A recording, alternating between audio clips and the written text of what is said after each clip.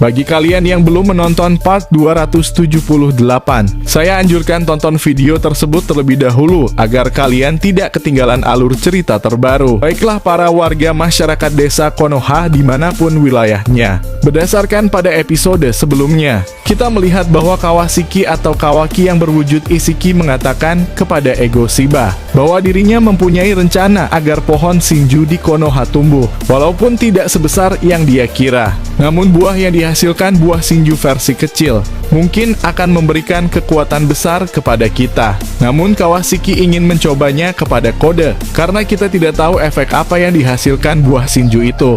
Ego Shiba pun berkata, "Baiklah, aku akan membuat pohon Shinju dari ketiga jubi yang ada di desa. Setelah itu aku akan membawa 7 jubi jika pohon Shinju itu sudah siap untuk dipanen."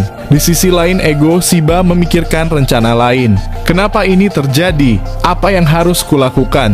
Harusnya Isiki bisa kembali dengan kesadarannya. Tapi kenapa di dalam tubuh Isiki kesadaran Kawaki muncul? Aku harus berbuat sesuatu. Jika tidak, maka yang akan menjadi dewa sebenarnya adalah Kawaki. Aku harus membuat kesadaran Isiki pulih dan menghilangkan kesadaran Kawaki. Di sisi lain, kita melihat Naruto yang ditinggalkan oleh Eida dan Daemon. Karena Eida tidak mau berbicara dengan siapapun, Himawari pun berkata, "Ayah, sebaiknya kita masuk ke dalam." Naruto pun berkata, "Tidak Hima, ayah ingin berlatih. Ayah rasa ayah harus berlatih untuk membantu Boruto dan yang lainnya. Karena musuh kita sangatlah kuat. Apakah kau mau berlatih bersama ayah Hima?" Hima pun menjawab dengan senang hati, "Baiklah ayah." Mereka pun pergi ke halaman yang besar dan bersiap untuk berlatih. Di sini Naruto mengatakan kepada Himawari, "Hima, kau pasti sudah tahu kan, bahwa Kurama sekarang sudah ada di dalam dirimu." Hima pun kaget karena ayahnya tahu tanpa dia diberitahu sebelumnya. Hima menjawab, "Kau benar sekali ayah.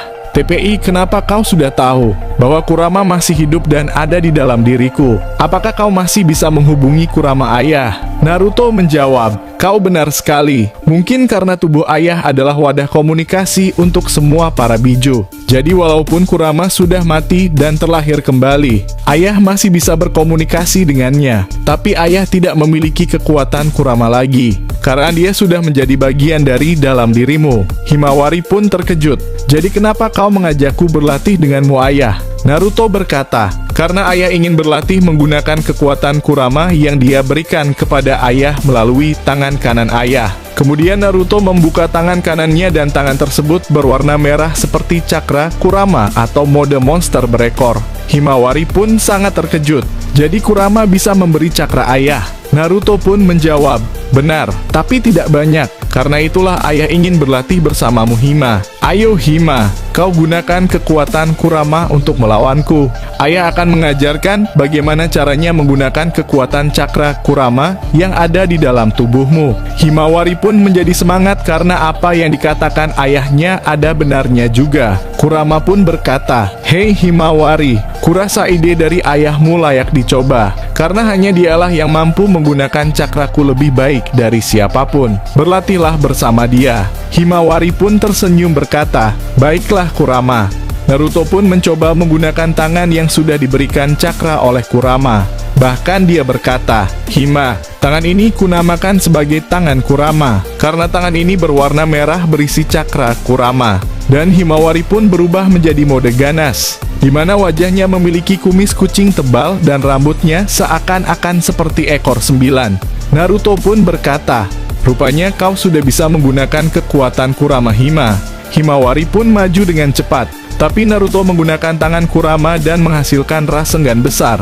Naruto sangat kaget. "Sialan, kenapa aku membuat Odama Rasengan?" Naruto pun tidak biasa mengontrol kekuatannya dan mengenai Himawari. Naruto sangat gugup karena ini tidak terjadi seperti yang dia bayangkan, dan ledakan terjadi sangat dahsyat. Tapi Naruto segera mencari Himawari. "Hima, kau di mana? Maafkan ayah. Ayah tidak tahu akan sebesar itu kekuatan ayah." Dan ternyata Hima sedang ada di atas pohon berkata, "Tenanglah ayah, aku di sini baik-baik saja. Mungkin karena sudah lama kau tidak menggunakan cakra Kurama, jadi kau kehilangan kontrol." Jadi bagaimana? Apakah ayah ingin masih lanjut bertarung denganku? Naruto tersenyum dan maju. Ayo, kita selesaikan ini, Hima. Hima pun menggunakan tangannya dan mengeluarkan cakar raksasa berbentuk cakra Kurama. Naruto terkejut Himawari bisa menggunakannya dengan baik. Naruto pun mengubah tangan Kurama menjadi cakra besar yang berbentuk cakar seperti Himawari. Kedua-duanya menahan serangan masing-masing. Tidak hanya itu, Himawari mengeluarkan bola hitam kecil seperti Bijudama, membuat Naruto kaget dan menembakkan ke arah Naruto. Naruto pun terpental ke hutan dan beberapa pohon tumbang akibat serangan Himawari. Naruto berkata, serangan yang sangat luar biasa Hima, dan ternyata secara ajaib. Naruto dalam keadaan mode cakra Kurama. Aku sungguh terkejut, karena bisa menggunakan wujud ini bahkan setelah Kurama tidak ada di tubuhku. Jika saja aku tidak menggunakan wujud ini, pasti aku sudah mati olehmu Hima. Dan kemudian Naruto terjatuh dan berkata, aku kalah, ayah tidak bisa melanjutkan pertarungan. Himawari pun mendekati Naruto. Maafkan aku ayah, aku terlalu banyak menggunakan kekuatan Kurama. Naruto berkata, tidak apa-apa, lebih baik kita kembali ke laboratorium Kabuto. Di sisi lain kita ke tempat Kawashiki berada bersama Ego Shiba, di mana dia sudah memulai menanam pohon Shinju. Dia bereksperimen membuat pohon Shinju dari ketiga jubi yang menyerap cakra penduduk desa yang tersisa dan penduduk di luar Konoha. Kawashiki berkata, bagaimana kau bisa membuat pohon Shinju ini Ego Shiba? Ego Shiba berkata, ini tidaklah sulit, aku hanya memberinya makan siluman kadal dan memaksanya menjadi pohon Shinju.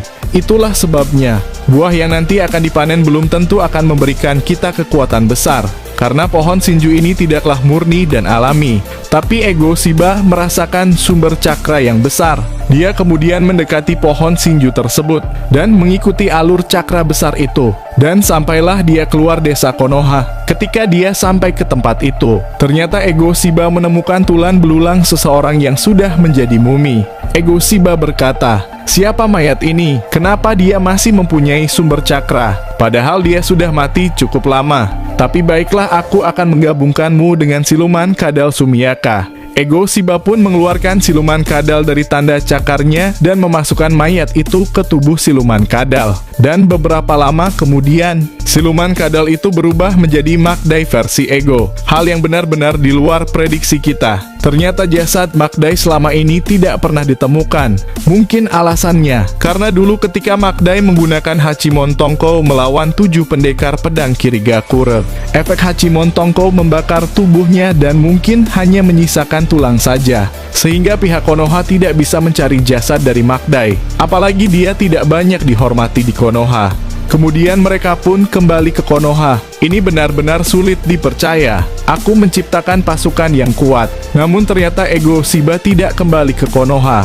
Dia masih penasaran dengan kekuatan Makdai. Dia kemudian membuka portal dimensi dan menuju ke perbatasan desa Kumogakurai. Kuharap di sini aku menemukan lawan untuknya. Aku benar-benar ingin mengetahui seberapa besar dia mempunyai cakra, sampai dia bisa membuatku penasaran. Ego Shiba pun terbang mencari musuh yang layak, dan dia menemukannya. Aku merasakan cakra besar di arah barat daya. Baiklah, aku akan mengirim Makdai ke sana. Kemudian Ego Shiba menggunakan portal dimensi dan masuk ke dalam bersama Makdai. Setelah mereka keluar, ternyata di depannya ada Naruto dan Himawari yang sedang menuju ke gerbang desa Kumogakurai. Namun di sini Naruto dan Himawari belum mengenal Ego Shiba. Bahkan Ego Shiba berkata, aku datang ke sini hanya ingin melatih temanku. Jika kalian berkenan, jadilah lawan bertarungnya. Tenang saja, aku tidak akan ikut campur. Naruto berkata, penampilanmu seperti Otsutsuki saja. Apakah kau Otsutsuki? Ego Shiba berkata, kalahkan temanku terlebih dahulu, maka aku akan menjawab pertanyaanmu. Naruto pun tersenyum, baiklah, itu tidak masalah. Ini akan sangat bagus untuk memulai pertarungan ronde kedua. Hima berkata, kau serius ayah? Sepertinya dia sangat kuat. Naruto berkata, tenang saja, jika ada sesuatu yang terjadi, pasti shinobi yang ada di desa segera ke sini. Apalagi ini wilayah kita. Kurama pun berkata, Himawari, apa yang dikatakan Naruto memang benar. Tapi aku merasa ada yang aneh dari mereka. Tapi akhirnya tetap saja Naruto menerima tantangan Ego Shiba untuk melawan Magdai pengguna Hachimon Tongko sekaligus ayah dari Magdai. Dan episode ini berakhir. Kita akan melanjutkan di video selanjutnya kawan-kawan. Jangan lupa berlangganan serta aktifkan notifikasinya agar kalian tidak ketinggalan prediksi Boruto terbaru. Karena dukungan kalian membuat Mimin semangat membuat prediksi ke depannya. Mungkin itu saja dari kami jajaran ketua Kage di semua cabang. Goodbye dah kawan-kawan.